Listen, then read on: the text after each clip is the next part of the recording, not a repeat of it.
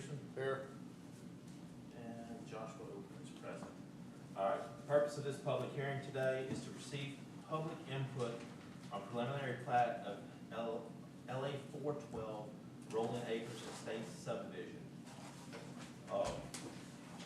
Property being subdivided by M&J Construction. Is there anybody here representing M&J that would like to speak? Please come to the podium, introduce yourselves, and give us your presentation, please. Jack Manson with DDG, representing the developer as an engineer. And I'm Jeff Moody, I'm the surveyor on the project. Paul Whittington with DDG, also representing the owner. So we got proposing 35 large lot subdivision with one access to LA 412. Originally, we had 44 lots and a secondary access to Hockaday Road. That's since been revised to just be the 3 large 17, give or take, acre lots, and removing that access. It'll be a concrete street, 24-foot wide, 4 ponds throughout the subdivision, individual well, overhead electric, septic, gas. That's pretty much it. What are your lot sizes range? 2 to 5 acres. And then the ones near Hockaday Road would be 17 to 19 acres. So that's relatively consistent with the adjacent lots along Hockaday Road. So Just one map. Do I have only one? I have only one. No, everybody does. It's folded up.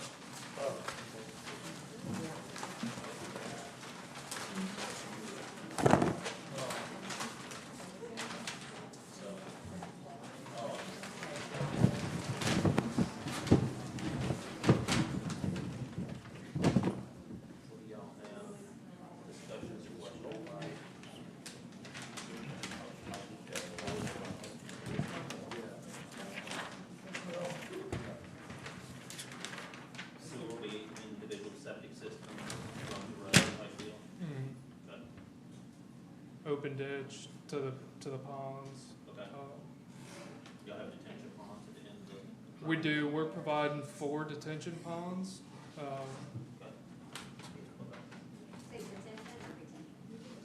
It's gonna collect the water, it's gonna hold it, then it's gonna release it. So that way, we're not just allowing the water just to flow onto other people's property. So we're still keeping the same drainage patterns that exist today. So if there's a portion of the site that drains to the west, that same portion is gonna drain to the west. If there's a portion that drains south and to the southeast, that drainage pattern would stay the same. So we manage with the terrain relief that's throughout this neighborhood or throughout this property. We were able to design the streets and the drainage in such a way that we're not modifying that same drainage pattern. So for example, if I got 10 acres draining to the east or to the west, I'm not gonna then change the drainage pattern and go 50 acres to the west or 50 acres to the east. So what's there today will be there tomorrow, if that makes sense. Well, let me ask you, would you repeat the question she asked and how and why you answered it? Because it wasn't asked to the panel, but it made sense. So if you would repeat her question, and we already heard your answer, so everybody will kind of have an idea. Her question was it detention or retention, if I understood correctly? So detention is you hold, you receive, you hold, you release the water. Retention is where you receive, you hold the water. And most of the time, depending on the terrain and the soils, it can then percolate into the ground or not. So a lot of times we generally speak as retention, detention, all this is the same. But these ponds are detention ponds, they're to detain the water. Thank you. Thank you. Do you release that, you said? How does that work? Ma'am, there'll be a moment.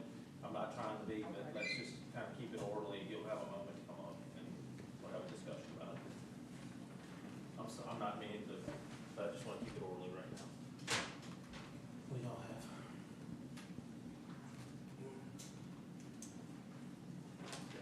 I really wanted to see what differences y'all were making to try to comply and Yeah. make residents feel more at ease, us more at ease, and this helps me. Thank you. Yeah, and look, I know this plan right here is just the plat, but we actually have a drainage plan for the entire phase one that we're putting in that actually shows the locations of those ponds and how those ponds are designed, as well as cross-sections for them that would go into answering your question on how water is released and how it flows through. Okay, thank you. So I got a question about phase one up here up against Hockaday Road. What are the plans for parcel 1, 2, and 3 in phase one? They're just standalone lots. There's 3 lots that are front on Hockaday. Some of the concerns I think the owner had took in consideration when you were asking about what changes were made were, it's not gonna be a through street going all the way out to Hockaday anymore, which actually I thought would have helped because it would have been another exit for people on Hockaday when Hockaday is underwater to get out.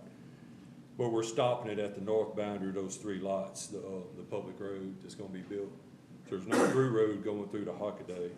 So they're just standalone lots that are gonna be, you know, sold as 16, 16, and 18 acre tracts. And it's just called phase one. Phase two is gonna be coming off of 412. And, I think there's 20 lots in that phase, and then the middle of the property is gonna be phase 3, and then there's 15 lots. So, like Jack said, it was reduced from 44 tracts down to 35. And each one of those tracts is bigger than 2 acres and meets It meets the, all the new. yeah, it meets 2 acre, not even 2 acre density, but 2 acres, at least 2 acres. So nothing smaller than the 2 acres. What's the general plan and time frame that y'all are thinking to complete all phases? Are y'all banking on a sale out, or are y'all? I think that's what the developer would like to do. He'd like to get some of the lots sold before, you know, putting all the lots on the market, really, so.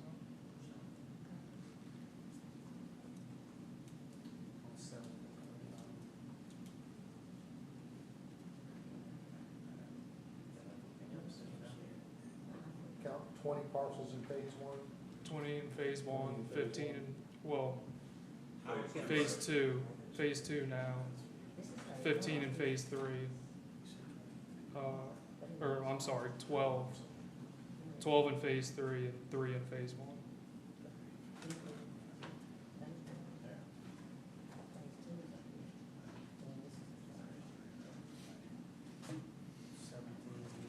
Is there anything else y'all would like to speak on with this? Anything else y'all like to bring up? No. Run across some questions here and then. Give y'all opportunity to come back up and speak. Okay. Thank you. Folks, we're sitting in a public hearing right now, so, if somebody would like to come up and speak about this, we're gonna hold it for 3 minutes. Ms. Nikki, do you have a timer with you, or you want me to? Is there a timer up here? You want a timer? All right. If anybody would like to speak, please feel welcome to come to the podium and introduce yourself, and we can discuss from there.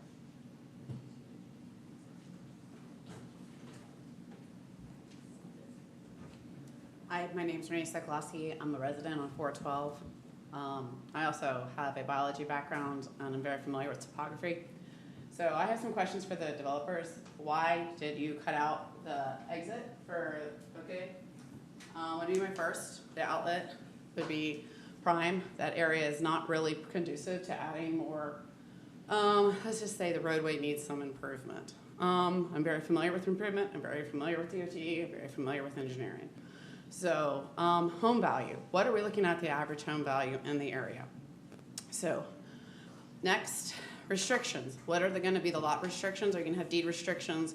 What are going to be the restrictions and the HOA and everything involved with the general plan? Next, your elevation. What are you looking at for your elevation? Yes, you're talking about detention ponds. And what is your release time? What is your 10-year, 50-year, 100-year plan? I would like to see your, all your plans and any plans that you have already, even if they're contingent. Next, next, I would like to know, I know the elevation. I know I'm at 175, behind me's at 185, the corner of Plank Road and 412 is at 125. I will not flood, and flooding anybody around me is going to be a problem.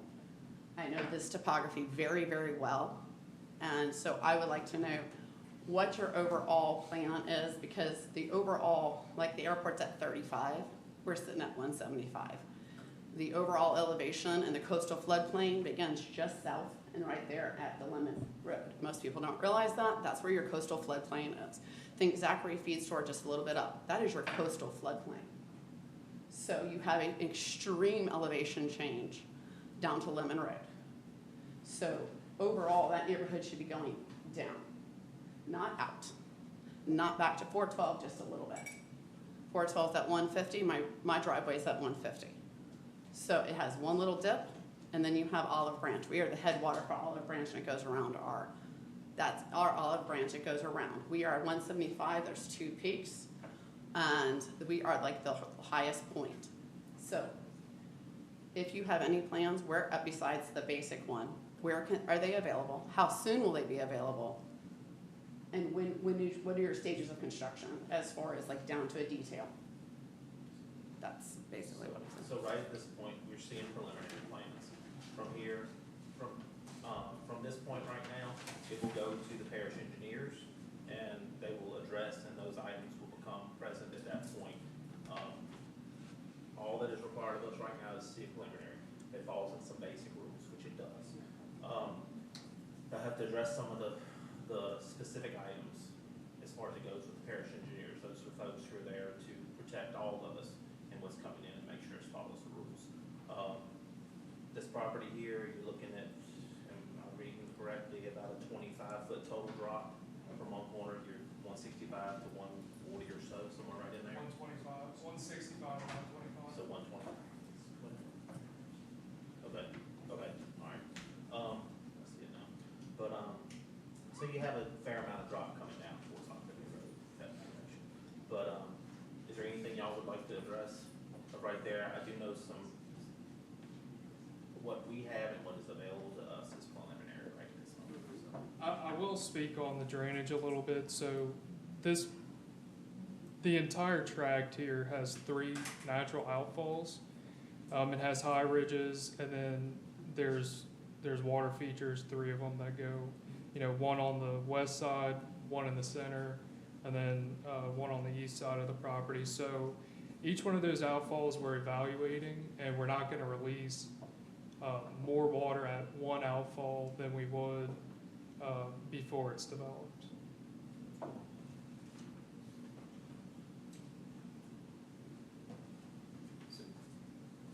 Yeah, just to kind of expand on that. So when we look at the existing drainage patterns and the existing drainage conditions in this area, we're mapping it based on what we're seeing from topography from an overall area. So if we notice that there's a specific amount of area draining to a certain point when it leaves the site, we are then making a study to say, okay, we have this amount of water and this flow of water coming to this point. When we go to put in the roads, the infrastructure, we go to build the homes on these 2+ large acre sites, then we're also evaluating what's called a post-developed condition. So that way we're evaluating post conditions to that pre-existing conditions. We are putting we're putting the pond in such a size that there won't be any negative impact. Now, our calculations based on what's been deemed as like the standard of care for engineering and drainage. Doesn't mean you can't design for hurricane protection and stuff like that. So we're doing the best we can with the existing flows, the existing drainage areas, what we found today versus what the design's going to be tomorrow. And yes, we prepared drainage studies, we have drainage maps, we have those calculations. They will be submitted to the parish's engineer for review. And the same standard of care that we use throughout any other project is the same standard of care that we're going to use for this one. Is it 10-year, 25-year? We look at both the 10-year, the 25, the 50, and the 100. This parcel is not able to handle one. Now, I will tell you that where we are versus where you live, you're gonna know that ground a lot more better, a lot better than us. And I'm not denying that. So if you're in the area and you have photos or you have things that shows historically what you've seen at certain points, the more information, the better. To be transparent, it helps us. The drainage on either side of 412 is lacking. So if you're looking at what we can see right here, there's very little, if any. It drops by the second parcel, it's dropped already 5 foot, 10 foot by the second parcel at 412, so it's gonna be headed the other direction. I'm very familiar with drainage and very familiar with Yeah. engineering and drainage. Yes, ma'am. So next time, I would recommend that if you have another storm that comes through, and you say, okay, this is problem area, keep it calm, you'll take a picture, submit it to the parish let us know, this is the problem that the residents see in this vicinity, and we can see if that's part of this drainage study. So this is draining towards Hockaday, you said? The whole site doesn't drain towards Hockaday. There's a portion of the site that drains to the west.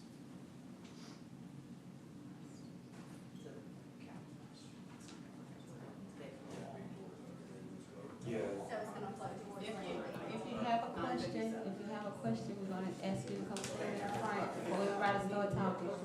Raise your hand, come to the front. Kristen Chastain, police sheriff for this area. So it's going to drain towards Lemon.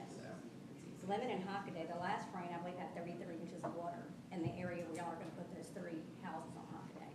And anything that's gonna add going towards Lemon, I would think it's gonna all exacerbate an already Well, big issue. yeah, well, that's where we need that. So if you're seeing that, and you're seeing that in real life, those pictures are gonna help us understand. Because all we're able to do is based on. Excuse me, we really can't hear your conversation of what we're saying, so everybody can hear you guys. So would you speak into the microphone and everybody else in the audience, please hold your voices down just a little bit. It just goes back to what I was saying, that if y'all see the drainage issues in specific areas within the subdivision, just take pictures and share it with us so Is we that can not- understand. Is that not part of what your engineering firm does, is look at all that? And that shouldn't be We- with the residents, up to them, their burden to show what it does. I feel We- like that's something that y'all should take into account before it's If you done. come to my house and wanna do my drainage study, you don't know what the drainage does. So asking you to do that is not fair. Right, but I'm not an engineer. It doesn't, we're only good as the information that's presented. So we can look at the maps and we can look at the drainage studies and we can look at all that stuff. But when a rainstorm comes in, the intensity of that rainstorm varies. It might be a rainstorm that's really intense in this area, but 10 miles the road, it might not be as intense. You're asking for somebody, if they see a picture when you're sitting in Vanderbilt or in your office, if they see a picture that's flooded, send a picture and That y'all would be, will take that into that is, account. that is very critical. Yeah, that helps us. That helps us. We have a lady, you But want to that's come up? not, you go, Any pictures can go through y'all and y'all can share them with us and that'll help with our study. yes, sir. Okay. I'd like to show you some now if you like. My name is Shelley Black. I live on Hockaday Road. We've lived there for about 10 years.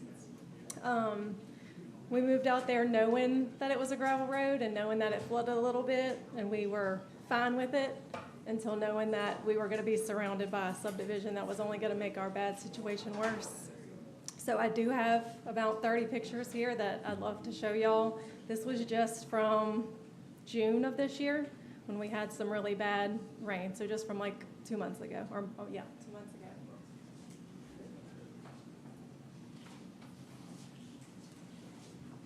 Everyone that lives on Hockaday and Lemon Bee, I think our primary concern is drainage. Like I said, we moved out there knowing the situation, but we never would have known that there was gonna be a subdivision built literally behind our property. Where it's being built, those 35, 40 houses are literally behind our property. So it is inevitable that it will make this situation worse. The ditch that separates that property from our property literally already floods our property every time it rains. And we've talked to people, they say it's our responsibility to clean out the ditch because it's on our property. We don't have $100 grand to do that, so we're just at the mercy of y'all. That's all. Thanks.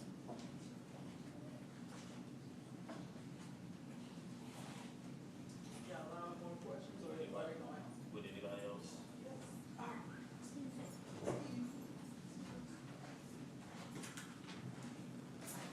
Renee Lee, I live on 412, but I also have land on Plank Road, a quarter mile north of the property line. So all of this is already low-lying areas. I didn't flood in 2016, but we were landlocked. And just to use an example, or actually a question would be, what guarantee would a developer have that'll help somebody once they have their money and gone, and we have to deal with the aftermath? I'm nervous, I don't like talking in front of I use Highland Road as an example. It used to be a floodplain. Developers came and built it, so places that had never flooded started flooding. Now it's on them to deal with. I don't want us to end up in that same situation. So I understand y'all want to build houses, but people that's gonna buy the houses probably don't know what they were coming into. They're gonna have to deal with it. Insurance not gonna cover it. What's the game plan to help people? Well, if the plan fails, what's the backup plan once that plan fails? That's all I got.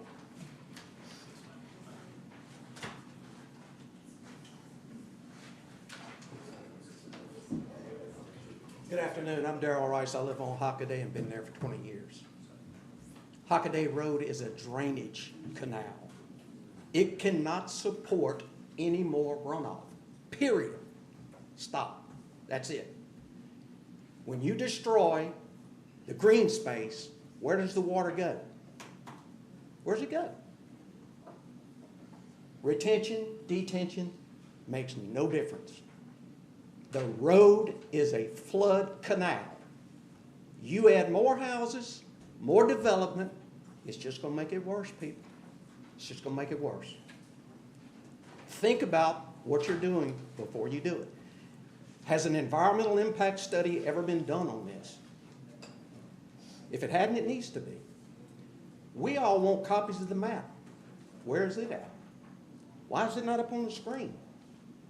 What's the problem? Thank you.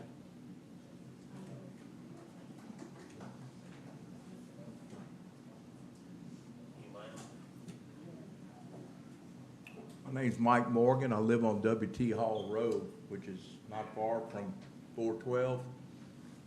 I've been up here 21 years. I lived in Ascension Parish before I moved up here. How many of you in this room have ever been to Ascension Parish or lived there? That was a total disaster of what happened in that parish. So before any development comes up here to this parish, y'all as a board need to sit down and look at every aspect before development comes in, from the infrastructure to what it's going to do to the tax base of the retired people in this parish, not only the topography of the land. So y'all need to keep that in mind. Yes, sir. Thank you.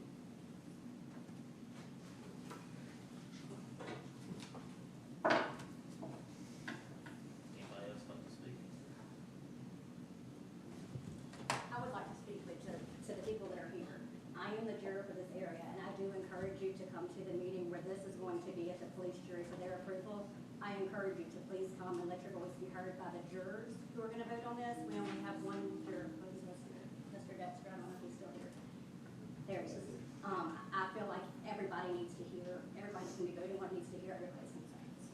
So please, I think it's going to be September 8th, it's a Tuesday, at 6 o'clock. Will it be posted anywhere? Where's the date? Just September 8th? Yeah. My name's Howard Sanders. I've been up here about 50 years. I'm a refugee from Baton Rouge. I used to live on the Howell Park Golf Course, right behind it. The house that I lived in 2016 had 8 foot of water. That's not a really good thing. Now, I live on 412. I'm high. I'm up on top of a hill. But when you have a big flood, my driveway getting to 412 flooded because the water can't get out. It goes under 412. There's just too much water. Now you're getting ready. And I understand this is just a hearing. It's a hearing on, rezoning, correct? So there's no zoning that has to change in this case. So right now, there is no zoning changes. This is just Okay. for the subdivision itself. Okay. We're talking about fundamentally changing the structure of an area by allowing development. Where all these people that live out there have built their whole lives. And now you're gonna, in a lot of cases, just about pull the rug out from under them with all these changes. They say progress has to happen, but it's fine to have it happen in somebody else's backyard and not yours. I live on 412. The traffic has gotten so bad right now, I can't hardly pull out of my driveway. I'm between two dips, and it's hard. We were told years ago that we couldn't get white lines on the sides of 412 because it was a substandard road. Now we're gonna have dump trucks, gravel trucks, concrete trucks, up and down there for how long it takes for these to build all these houses and do all this work. We moved up here for quality of life. There's a lot of people that's gonna be very negatively impacted, their quality of life, if this goes through. I just, like Mike said, has the water system been figured into this? The name of it is the rural water system. Is it able to handle this without drilling a new well? And you remember the fiasco with the well that hit all that brown water? Are we gonna be back in that case? So I will address this comment, they addressed it a little bit earlier. The rural water system, and y'all keep in mind, rural water system is a private system. So it is privately owned up here. So, in their case, they're drilling wells for each house. They will be individually, supplied by wells. Their own wells? Yes, sir. They addressed it a little while ago. As far as fire protection, As far as fire protection, that's something that the engineers will have to address, but fire protection stands. I can't make a comment on that side of that. Thank you.